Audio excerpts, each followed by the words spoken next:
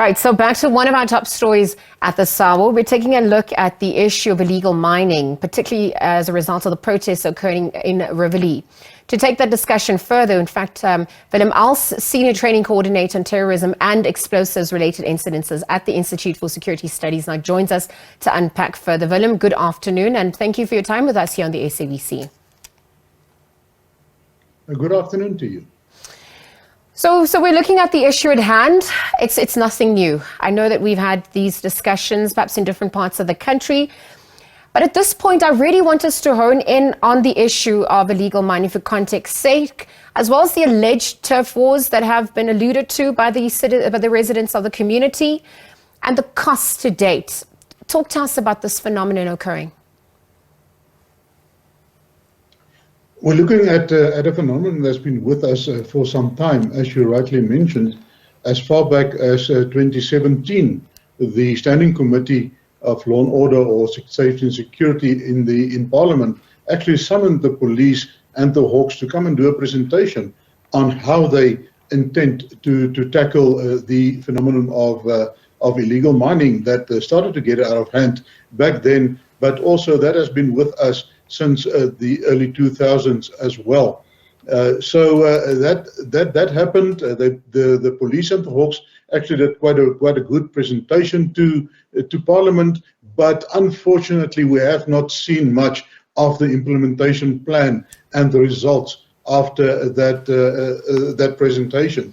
So clearly our strategies and also our failure to implement these strategies has brought us to where we are today, where we see that these illegal mining activities are severely hampering not only the safety and security of the citizens, but also the infrastructure, etc., of our country. And it is time that we really look at restoring law and order in this sector because it is failing us.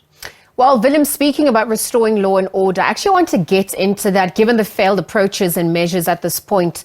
How should government be tackling this issue? Because there are obviously also ripple effects. I'm also witnessing reports emerging about the community threatening to take measures and really, take it into their own hands and the risks associated as well in terms of that. Walk us through how we begin to manage the situation unfolding.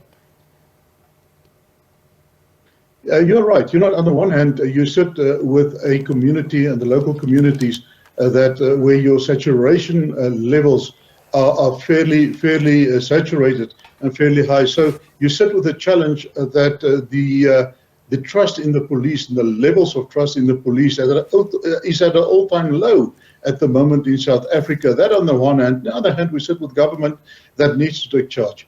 We need for government to come up with a comprehensive strategy, and also we have to look at a multifaceted strategy, because at the end of the day, we look at law and order and we say that is the work of the police to restore. Yes, it is part of the work of police, but the police is not alone in this. We see that the Department of Mines, Minerals and Petroleum Resources and so on, they all have a role to play, and the Department of Mines also have a role to play. So we need to bring all of these role players together at a very high level, and we need to come up with a new strategy, a strategy that is thinking out of the box, a strategy that will address these situations, because clearly our previous strategies have not worked. Well, on the issue of restoring trust in law and order, there's also law enforcement agencies like the police who are supposedly supposed to take charge. But we're also seeing reports of some of them implicated in some of the illegal activities that they're meant to be investigating.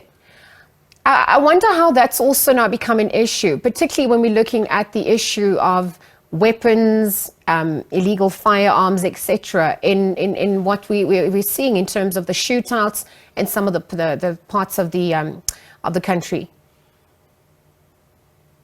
You're rightly so, because at the end of the day, we see that your transnational organized crime syndicates and your local syndicates, the only way that they can be successful is if they compromise your straight actors, and that includes your police and also your politicians. So the more successful they are, the higher the compromising has taken place. And so we see that these police officials on a local level and on a more senior level are being targeted by these syndicates. What we see playing out here on the ground, those are the foot soldiers. You know, higher up in the hierarchy of your organized crime structures and your syndicates. You know, there are kingpins around there that are rubbing shoulders with the elite in our country, and those are the guys that need to be stopped. Those are the guys that need to be brought into and brought to book. And also your challenge with that is once they've got the politicians, once they've got the policemen in their pocket, it is extremely difficult to root them out. So where to from here at this point, Willem? I mean, we've seen protests occurring. We're also seeing tensions rising. And we're still talking about the same phenomenon. Government is aware. It's not a new phenomenon, as you alluded to, since 2017. What should be the course at this point, the course of action at this point to restore calm to the community, assure them that government is in control, law enforcement agencies are on the job? And there's, you know, I don't know, we capture those implicated at this point. Yeah, on the one hand, you are right when you say that, you know, we need a better communication from government and from the police towards the communities. And once again, it doesn't help for the police to come and reassure. People are tired of talk. People need demonstration and actions.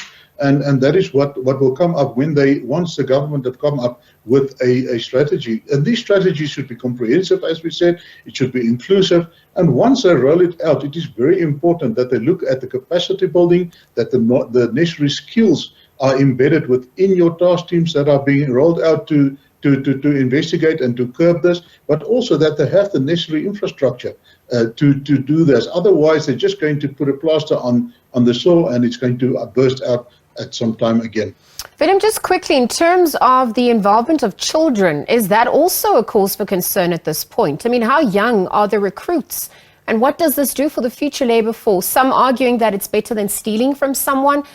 Some also arguing that, you know, there's mining companies who obviously should be blamed for abandoning the disused mines, the derelict mines, and creating an opportunity for these opportunists to come and operate in that space. How would you respond to those sentiments as well? Yeah, on the one hand, we see that they are starting to, some of the illegal miners are extremely young that are coming over. So that is a concern.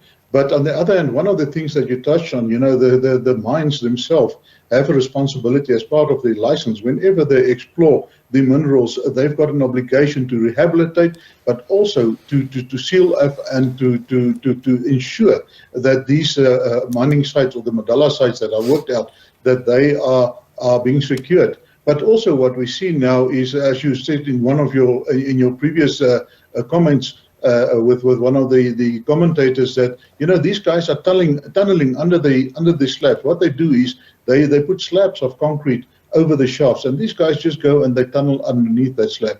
So clearly that is also not efficient and sufficient enough to rehabilitate. We have to look at the licensing. We have to look at what the mining houses are doing in order to secure these sites, but they have to take hands with the police because it's an ongoing challenge. As long as there are minerals in the ground, these people will come and they will exploit it. We will have to restore law and order because you cannot allow a lawless environment to reign where it comes to the minerals of our country. It is influencing our communities, as we saw with the recent protests and what happened there, but also it is damaging our infrastructure, and that we cannot allow. Well, Willem, it's a developing story. We'll continue to monitor. Is an end in sight, really, is the question that we're posing today. But thank you for your insights. Willem Els is a Senior Training Coordinator on Terrorism and Explosives-related Incidences at the Institute for Security Studies. He's really weighing in on the Riverlea protests that are currently underway. They're protesting against illegal mining. Tensions are high against the alleged turf wars that are also taking place in that area. So we'll continue to monitor the situation, perhaps see what unfolds as the day progresses.